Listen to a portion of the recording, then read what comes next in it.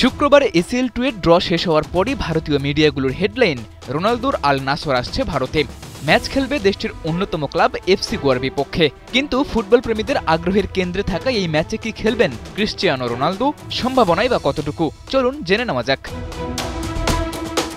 AFC champions league 2 এর 32 দলকে ভাগ করা হয়েছে 8টি গ্রুপে, যেখানে গ্রুপ ডিতে রোনালদোর ক্লাব আল নাসরের সঙ্গে আছে ভারতীয় ক্লাব FC গোয়া, ইরাকের আল জোহরা SC এবং তাজিকিস্তানের FC ইস্তেকলোল। টুর্নামেন্টের নিয়ম অনুযায়ী গ্রুপ পর্বে প্রত্যেক দলকে হোম অ্যান্ড অ্যাওয়ে পদ্ধতিতে ম্যাচ খেলতে হয়। সেই বিবেচনাতেই সম্ভাবনা আছে রোনালদোর ভারত সফরের। কিন্তু রোনালদো আর আল নাসরের চুক্তি বাদ সাজতে পারে এই সফরে।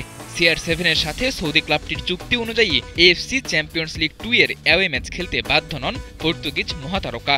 এটি নির্ভর করবে কেবল তার ইচ্ছের উপর। তাই তো আল নাসরের ভারত সফর নিশ্চিত হলেও রোনালদো সেই ম্যাচ খেলবেন কিনা তা এখনও নিশ্চিত নয়।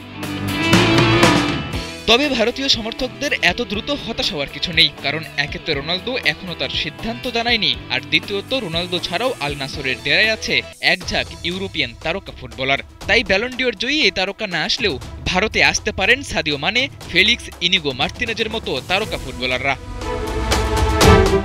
তবে শেষ পর্যন্ত রোনালদো ভারতে আসলে একই প্রজন্মের দুই সেরা ফুটবলারকে ঘরের মাঠে খেলতে দেখার সৌভাগ্য হবে ভারতীয় সমর্থকদের। 14 বছর আগে ভারতে আসা লিওনেল মেসি চলতি বছরের ডিসেম্বরে আরও একবার করতে পারেন ভারত সফর।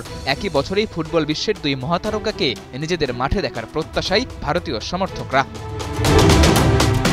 সাদাতুর রাফি, ৭১।